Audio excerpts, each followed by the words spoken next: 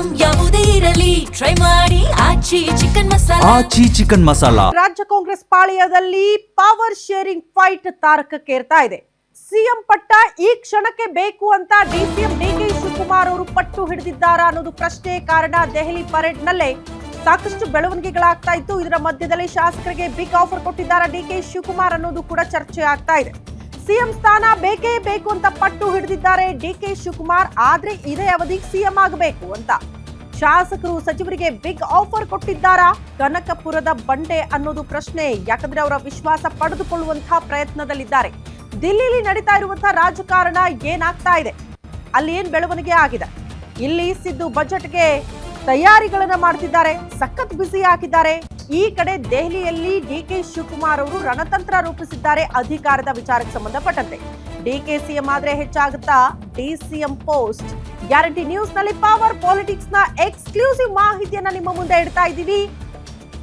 DK Shivakumar ಅವರು CM ಆದರೆ ಕಾಂಗ್ರೆಸ್ ಪಾಳ್ಯದಲ್ಲಿ ಬೇರೆ ರೀತಿಯ ಬೆಳವಣಿಗೆಗಳು ಆಗೇ ಆಗುತ್ತೆ. ಜಸ್ಟ್ ಅದು ಸಿಎಂ ಕುರ್ಚಿಗೆ ಸಂಬಂಧಪಟ್ಟಂತೆ ಮಾತ್ರ ಅಲ್ಲ, ಬದಲಾಗಿ ಪ್ರಬಲ ಸಮುದಾಯದವರು ಹೆಚ್ಚುವರಿ ಡಿಸಿಎಂಗಾಗಿ ಪಟ್ಟು ಹಿಡಿಯೋ ಸಾಧ್ಯತೆ ಇದೆ. ಹಂಗಾಗಿ ಹೆಚ್ಚುವರಿ ಡಿಸಿಎಂ ಪಟ್ಟ ಆಗತ್ತಾ ಅಥವಾ ಆ ರೀತಿ ಪೋಸ್ಟ್ ಗಳನ್ನ ಕ್ರಿಯೇಟ್ ಮಾಡಲಾಗುತ್ತಾ ಅಂತ ಗದ್ದುಗೆಗಾಗಿ ದೆಹಲಿಯಲ್ಲಿ ಡಿಕೆ ಬ್ರದರ್ಸ್ ಪಾಲಿಟಿಕ್ಸ್ ಶುರು ಮಾಡಿದ್ದಾರೆ.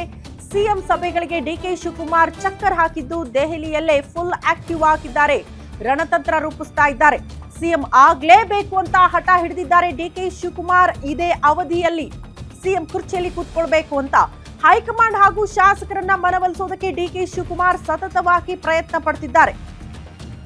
ಹೈಕಮಾಂಡ್ ಜೊತೆ ಸಂಪರ್ಕದಲ್ಲಿದ್ದಂತಹ ಶಾಸಕರಿಗೆ ಡಿಕೆ ಶಿವಕುಮಾರ್ ಅವರು ಬಿಗ್ ಆಫರ್ ಗಳನ್ನ ಕೊಡ್ತಿದ್ದಾರಂತೆ.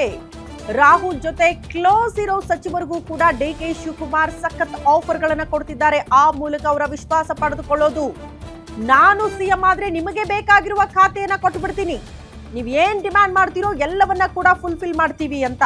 ಹೈಕಮಾಂಡ್ ಒಪ್ಪಿದ್ರೆ ನೀವೇ ಡಿಸಿಎಂ ಅನ್ನುವಂತ ಆಫರ್ ಅನ್ನ ಬೇರೆ ಕೊಟ್ಟಿದ್ದಾರಾ ಕೆಲವರಿಗೆ? ಇದು ಕೂಡ ಪ್ರಶ್ನೆ ಇದೆ. ಹಿಂಗ ಆಫರ್ ಗಳನ್ನ ಕೊಡೋ ಮೂಲಕ ಶಾಸಕರು ಮತ್ತು ಸಚಿವರ ವಿಶ್ವಾಸ ಪಡೆದುಕೊಳ್ಳೋದಕ್ಕೆ ಮುಂದಾಗ್ತಿದ್ದಾರಾ ಅಂತ. ಯಾಕಂದ್ರೆ ಇಷ್ಟು ದಿನಗಳ ಕಾಲ ಅವ್ರಿಗಿದ್ದಂತಹ ಡ್ರಾಬ್ಯಾಕ್ ಶಾಸಕರ ಬೆಂಬಲ ಇಲ್ಲ ಅಂತ. ಬಟ್ ಈಗ ಹೆಚ್ಚುವರಿ ಶಾಸಕರ ಬೆಂಬಲ ಇರುವುದು ಡಿಸಿಎಂ ಡಿಕೆ ಶಿವಕುಮಾರ್ ಅವರಿಗೆ ಅನ್ನುವಂತಹ ವಿಚಾರಗಳು ಚರ್ಚೆ ಆಗ್ತಾ ಇತ್ತು. ಅದಕ್ಕೆ ಕಾರಣ ಕೊಟ್ಟಿರುವ ಬಿಗ್ ಆಫರ್ಗಳಂತೆ. ಈ ಬಗ್ಗೆ ಮತ್ತಷ್ಟು ಡೀಟೇಲ್ಸ್ ಅನ್ನ ಕೊಡ್ತಾ ಹೋಗ್ತಾರೆ political bureau head Maruti Pavagada ದೂರವಾಣಿ ಸಂಪರ್ಕದಲ್ಲಿದ್ದಾರೆ. ಮಾರುತಿ, ಶಾಸಕರು ಸಚಿವರ ವಿಶ್ವಾಸ ಪಡೆದುಕೊಂಡು ಸಿಎಂ ಕುರ್ಚಿಯಲ್ಲಿ ಕೂತುಕೊಳ್ಳಲೇಬೇಕು ಅನ್ನುವಂತ ಹಠಕ್ ಬಿದ್ದಂಗೆ ಕಾಣಿಸುತ್ತೆ. ಆ ಮೂಲಕ ಆಫರ್ ಗಳನ್ನ ಕೊಟ್ಟು ಅವರ ವಿಶ್ವಾಸ ಪಡೆದುಕೊಳ್ಳೋದಕ್ಕೆ ಮುಂದಾಗ್ತಿದ್ದಾರಾ? ಹೊಸ ರೀತಿಯ ತಂತ್ರಗಾರಿಕೆನಾ ಇದು? 2023ಕ್ಕೂ ಮೊದಲೇ ನಾನು ಮುಖ್ಯಮಂತ್ರಿ ಸ್ಥಾನದ ಹೆಸರಿದ್ದೀನಿ ಅನ್ನುವಂತಹ ಬಹಿರಂಗ ಹೇಳಿಕೆಗಳನ್ನ ಆಗಿಂದಾಗ್ಲೇ ಡಿಕೆ ಶಿವಕುಮಾರ್ ಅವರು ಕೊಡ್ತಲೇ ಬಂದ್ರು. ಅದಾದ ಬಳಿಕ ಕೆಪಿಸಿಸಿ ಅಧ್ಯಕ್ಷರಾದ ಬಳಿಕ ನಾನೇ ಮುಂದಿನ ಮುಖ್ಯಮಂತ್ರಿ ಅನ್ನುವಂತಹ ಒಂದು ಚರ್ಚೆ ಸಹಜವಾಗಿ ತಮ್ಮ ಗುಂಪಿನಲ್ಲಿ ಮೊದಲೇದಾಗಿ ಚರ್ಚೆ ಮಾಡಿದ್ರು. ಅದ ಬಳಿಕ ಕೆಪಿಸಿಸಿ ಅಧ್ಯಕ್ಷರು ಯಾರಾಗಿ ಅವರ ನೇತೃತ್ವದಲ್ಲಿ ಚುನಾವಣೆಗೆ ಹೋಗಿ ಪಕ್ಷ ಅಧಿಕಾರಕ್ಕೆ ಬರುವಷ್ಟು ಸ್ಥಾನಗಳನ್ನ ಗೆದ್ರೆ ಅವರೇ ಮುಖ್ಯಮಂತ್ರಿ ಆಗ್ತಾರೆ ಅನ್ನುವಂತಹ ಒಂದು ಕಾಂಗ್ರೆಸ್ನ ತತ್ವ ಏನಿತ್ತು, ಆ ತತ್ವ ಆ ನಿಯಮದ ಅನುಸಾರ ನಾನೇ ಮುಖ್ಯಮಂತ್ರಿ ಆಗ್ಬೇಕು ಅನ್ನುವಂತಹ ಒಂದು ಬಯಕೆಯನ್ನ ಡಿಕೆ ಶಿವಕುಮಾರ್ ಅವರು ಇಟ್ಕೊಂಡಿದ್ದು ನಿಜ. ಆದ್ರೆ ವಿರೋಧ ಪಕ್ಷದ ಸ್ಥಾನದಲ್ಲಿದ್ದಂತಹ ಸಿದ್ದರಾಮಯ್ಯ ಅವರು ಆ ಸ್ಥಾನವನ್ನ ಅಷ್ಟು ಸುಲಭವಾಗಿ ಬಿಡಲಿಲ್ಲ. 2023ರಲ್ಲಿ 136 ಸ್ಥಾನ ಗೆಲ್ಲೋದಕ್ಕೆ ಸಿದ್ದರಾಮಯ್ಯ ಮತ್ತೆ ಡಿಕೆ ಶಿವಕುಮಾರ್ ಇಬ್ರು ಒಗ್ಗಟ್ಟಾಗಿ ಹೋಗೋದು ಕಾರಣ ಆದ್ರೂ ಕೂಡ ಸಿದ್ದರಾಮಯ್ಯನ ಮೊದಲ ಅವಧಿಗೆ ಮುಖ್ಯಮಂತ್ರಿ ಮಾಡಬೇಕು ಅನ್ನುವಂತಹ ಒಂದು ಸರ್ಕಸ್ ದೆಹಲಿಯಲ್ಲಿ ಮಾಡಿ ಸಿದ್ದರಾಮಯ್ಯ ಮತ್ತೆ ಅವರ ಟೀಮ್ ಯಶಸ್ವಿ ಆಗಿತ್ತು. ಈಗ ಡಿಕೆ ಶಿವಕುಮಾರ್ ಅವರ ಮುಂದೆ ಇರುವಂತಹ ಆಪ್ಷನ್ ಏನಂತ ಹೇಳಿದ್ರೆ, ಉಳಿದ ಅವಧಿಗೆ ನನಗೆ ಒಂದು ಅವಕಾಶವನ್ನ ಮಾಡ್ಕೊಡ್ಬೇಕು ಅಂತ 2023ರಲ್ಲೇ ಇದು ಮಾತುಕತೆ ಆಗಿತ್ತು ಅನ್ನುವಂತಹ ಹೇಳಿಕೆಗಳನ್ನ ಆಗಿಂದಾಗೆ ಡಿಕೆ ಶಿವಕುಮಾರ್ ಹಾಗೂ ಡಿಕೆ ಸುರೇಶ್ ಅವರು ಕೊಡ್ತಲೇ ಬರ್ತಾ ಇದ್ದಾರೆ.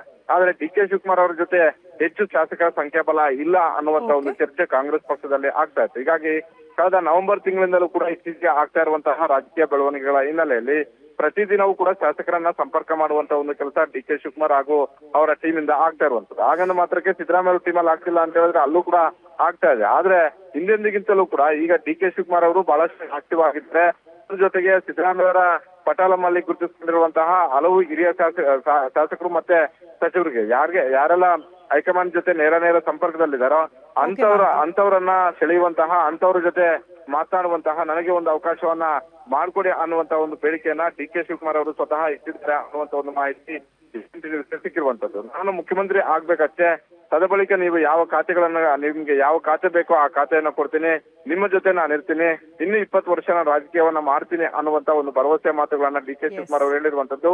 ಹೀಗಾಗಿ ಸಿದ್ದರಾಮಯ್ಯ ಅವರು ಕಾಂಗ್ರೆಸ್ಗೆ ಬಂದ ಬಳಿಕ ಎಲ್ಲಾ ಸ್ಥಾನಗಳನ್ನ ಅಲಂಕರಿಸಿದ್ದಾರೆ, ಅಧಿಕಾರವನ್ನು ಕೂಡ ಅನುಭವಿಸಿದ್ದಾರೆ. ಡಿ ಕೆ ಶಿವಕುಮಾರ್ ಅವರು ಕೂಡ ಒಂದು ಅವಕಾಶವನ್ನ ಮಾಡ್ಕೊಡ್ಬೇಕು ಅನ್ನುವಂತ ಒಂದು ಚರ್ಚೆ, ಆ ರೀತಿಯಾದಂತ ಒಂದು ವಾತಾವರಣ ಹುಟ್ಟುಹಾಕುವ ಡಿ ಕೆ ಶಿವಕುಮಾರ್ ಅವರು ಮಾಡ್ತಾ ಇದ್ದಾರೆ. ಓಕೆ ಮಾರುತಿ, ಧನ್ಯವಾದಗಳು ತಮ್ಮೆಲ್ಲ ಮಾಹಿತಿಗೆ.